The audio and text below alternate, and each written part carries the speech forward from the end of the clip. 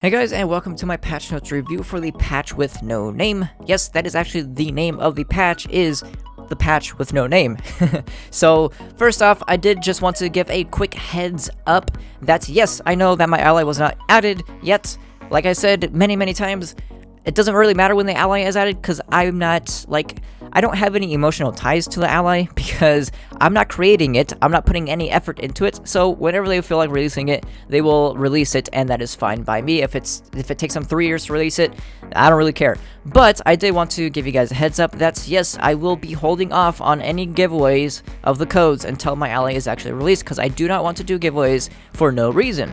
I only want to do a giveaway to actually give away my allies. So you guys are gonna have to wait off a little bit for that, but we're probably gonna just like not talk about the ally until it actually comes out, and we'll just have a nice surprise, because every time they say that the ally is going to be released, it doesn't get released on that day. So we're just gonna hold off on the ally for now.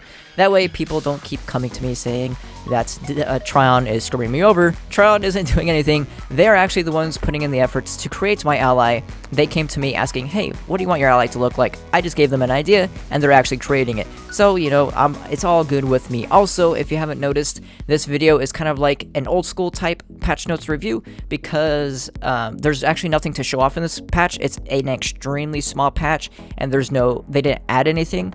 So I have nothing to show off in you know, my cool edited videos that I have been making for the patch notes for the past couple months. So we're going back old school, and we're going to do this live. So first things first, we're going to go over the welcoming page. First off, literally the first thing that I noticed was that Tryon screwed up. Hellbugs in Love is no longer an event. It is over now, so this is just straight up wrong. So they probably forgot to remove it. I don't know, they do this a lot, so I mean, we can blame them because it's their fault for forgetting about it. I was about to say that we can't blame them because it happens all the time, but I think that's actually the opposite. We should blame them because it happens all the time. Tryon, get your crap together. Fix the welcome screen. You know, I'm the only one that's going to see this, but you know what? I saw it, and I just brought attention to it, so there you go. So I'm just kidding, by the way. It's very, like, this doesn't affect anybody. Yeah, I was just kidding. So next up is the new cash chest loot this week is a mount called the Proto-Platypus, a new mount, I'm assuming, because I haven't seen this before. And then also this week is fast fishing, fish twice as fast, so if you don't have the 15k badge like I don't, and I really plan never to get it, you can start working towards it just in case, because it is still worth mastery, and that mastery is needed. So that is it for the welcome screen. Let's get into the actual patch notes. First things first is some metaforge updates, which you might think is pretty pointless, but this actually might affect everybody, because I was reading over these patch notes and I got a few ideas. If you guys are a creator of like content for Tryon, you know, if you do dungeons and stuff, maybe you'll get some cool ideas off this video, or you think these videos or these ideas are super common sense and you're going to do them anyways. I don't know. These are just what came to my head when this came out. So first things first is music blocks now play in the metaforge. What this means is that, I mean, okay, so let me get this out of the way first. Nothing that they added with this metaforge stuff ever kept people from doing this kind of idea. It just makes it way more accessible and way easier to be able to create this type of like dungeon or something without having to just guess. So music blocks being able to play in the metaforge means that dungeon creators can now make like a cool song in like a mag writer type system, kind of like there's that one in the robotic biome, the one where it's a 3-star dungeon. You blast through the top, you go through like the glass, and then there's 2 different directions that you can go on a mag rail. One goes to like a ping pong type area, or like, you know, like a connector, like you drop something at the top and then it like goes down the system. And then the other one is like a bunch of cubes, and then it stacks up to the corner. I hope that's descriptive enough for you guys. It's the robotic 3-star dungeon, and that has a mag writer system.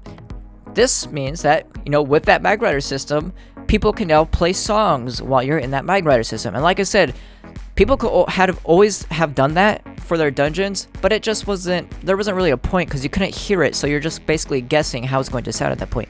So I think this is going to bring up a lot of cool ideas for people creating dungeons with mag writer systems, where they can now make it to where a song plays while you go through the dungeon. That would actually be very cool in my opinion, because the sounds in Trove aren't really the best. The music cuts in and out, it's not on loop, so once it's done playing what it's got to play, it's not going to play anything anymore. So I think that would be a pretty cool system for the people that don't just blow through the bottom of the dungeon. Next up is mounts, mag riders, wings, and ships now work in the metaforge.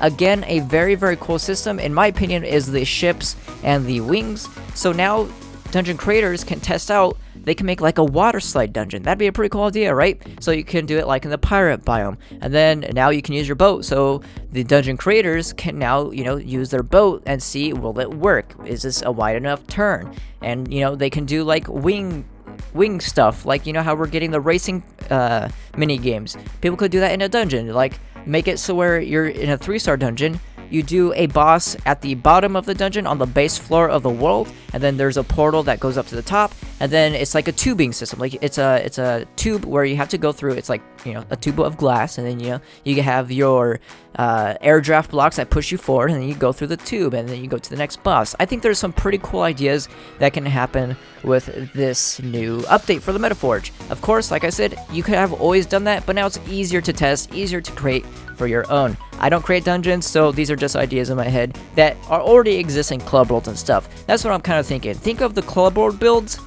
put those builds into dungeons, like make dungeons out of those builds. I think that'd be pretty cool for a Trove. And then also, finally, is you now have 100 jump in the Metaforge. Now, I don't know how the Metaforge works. I've never created anything for Trove, and I've never, you know, been into the Metaforge. So, I don't know if you have any, like, flying abilities or anything like that. What I'm getting out of this saying you have 100 jump in the Metaforge, in my eyes, it just shows that the players creating content don't have any, like, dev privileges. So, in my opinion, instead of adding 100 jumps, I think the devs should make it to where if you're in the Metaforge, that you have some dev privileges, like flying and stuff. I think that'd be a pretty cool thing to do because the Metaforge isn't really a part of the game. So I think that it'd be okay to give the players dev privileges. Obviously, that takes a lot of coding to be able to differentiate the two and then not give those players dev privileges when they're not in the Metaforge. But in my opinion, that'd be the best solution instead of adding 100 jump, because when you're creating a dungeon, you still have to do jump, place block, jump, place block, jump, place block, jump, place block. Like, it's really, really annoying. Again, I don't know how the Metaforge works. I don't know if that's what you have to do, but you know how you're creating club, that's what you have to do, and it's really, really annoying. So I think that, you know, just giving a little tip there. I have to draw out this patch, guys. It's extremely short, so I have to draw out this patch as long as I can. So next up is updates. The Shadow Tower Tree dungeon now has a portal instead of a shadow lock. If your progress through Shadow Towers was blocked, you'll be able to complete your ST normally after this patch. Now, I'm gonna be honest, I've probably done Shadow Towers more than anybody else in the entire game. You know, I was speedrunning, and I was doing 16 hours plus of carries a week. Like, just 16 hours straight of doing Shadow Towers for, you know, ultra modes and stuff like that for my stream. And then also I would have to make sure to get speedrunning done so I can get my save times in, and then just whenever I would go in there on my own to test DPS and stuff like that. So you would think that I would know what a Shadow Tower Tree dungeon is, but I'm gonna tell you, I have no idea what the Shadow Tower Tree dungeon is. Like, when I think of a dungeon in a Shadow Tower, no dungeon comes to mind that looks like a tree. So you guys gotta let me know what that is, because I literally have no clue. Even though I should be the one that has a clue, I have no clue. Next up is cooldown behavior for abilities. When switching worlds, will no longer reset to max cooldown time. So this only applies to switching worlds. That does not apply to switching classes. So if you switch a class, obviously you're still going to get your max cooldown, because then if that didn't happen, you can go, okay, use my Dino Tamer ultimate, bam, done. Use my Chloromancer ultimate, bam, done. Lunar Lancer ultimate. You know, that'd be very abusable. You can go through all 15 classes and use all 15 of their ultimates in just a few seconds. So that only applies to switching worlds. I don't know if that applies to leaving a world and then coming back, because that might be a little abusable. I don't know how it works. It just says switching worlds, so I'm assuming if you take a U8 portal, you will no longer be on max cooldown for your ultimate. Next up is removed some text from the Dark Dungeoneer, Fiery Fighter, and Celestial Champion packs that was referencing the beta promotion on console for a free dragon. So I think this only applies to consoles, and it was a false advertisement. You know, they tend to leave those false advertisements in there as long as they can until they get enough complaints. So that's probably what they did there. I mean, I'm not going to give Tryon any credit for that, because they have done that many, many times. It could have been a mistake, but they've made this mistake many, many times. So that's no longer a thing for consoles. You no longer get a free dragon, so they're not going to tell you that you get a free dragon anymore, even though they left it in. I could be completely wrong as well. I could be just trashing Tryon, and that wasn't even the case. But like I said, they have done that in the past, so I'm not going to give them any peace of the mind. So next up is sound effects have returned for invasions and bombs. I never realized that they left, so, you know, good patch. Visual effects tied to gem abilities are cleaned up when switching classes, so I'm assuming there was a bug where there was some lingering visual effects. That is no longer the case, I am assuming. Next up is for gem abilities.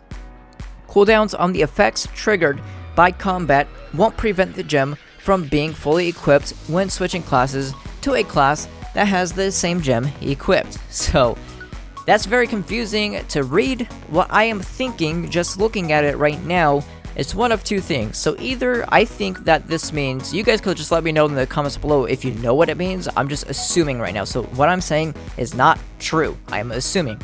So what I assume that it means is either if you have a pyro disc equipped on your class and it triggers, you're on pyro disc, you got the little swirling thing around you, and then you switch to a different class that also has pyro disc equipped, I think that means that the pyro disc will no longer work. Either it no longer will be able to trigger the cooldown until you switch off the class and then back onto class, or it means that the pyro disc would go away instantly. I would think that's the case anyways. I think that's supposed to happen.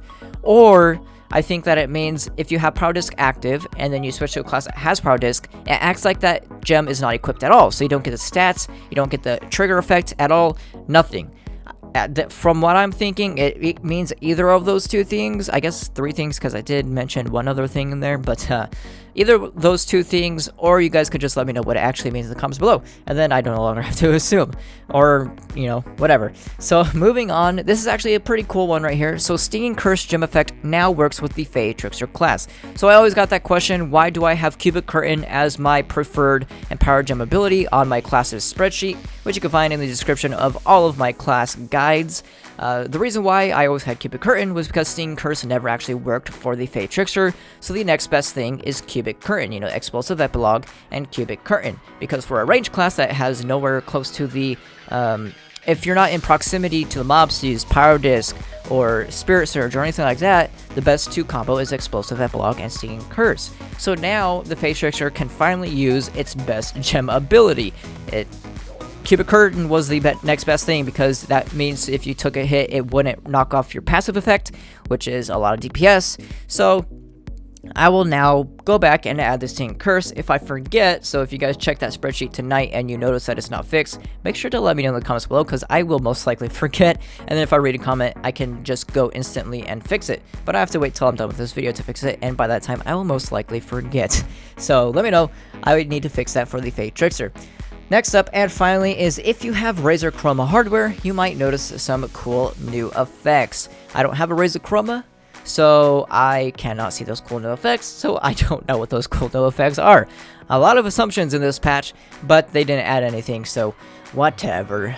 So that's going to be it for this patch. Really only one cool thing in my, well, actually two cool things in my opinion. I really like the metaforge change, because I feel like that opens up a lot more accessibility to creating some very cool, very cool ideas for dungeons, which you see in a lot of club worlds but have never been brought to dungeons, and I really wish they would, because it would add some variety to the dungeon for people that actually want to do the dungeon. You know, people that just blow through the hole like I do won't get to see any of those cool new ideas, but it would be nice to have them, because, you know, it'd be nice for the people that are just starting the game and they're like, whoa, there's a water slide dungeon, or like, whoa, there's a dungeon where I have to, like, you know, fly through some tubes and there's music playing when I ride on this mag rail, you know, like a cool song, like something from Zelda or something, you know, a Nintendo song, I don't know. Like, there's a lot of cool ideas in my opinion that can come out of the metaforge. And then obviously Stinging Curse working with a Fae Trickster was a bug and shouldn't have existed in the first place, so now that it actually works like intended, that's a pretty good idea, right? So yeah, those are two cool things in my opinion, and I have no clue what anything else in this patch meant, so you guys can let me know in the comments below. But I hope you guys enjoy the video, and I will see you guys next time.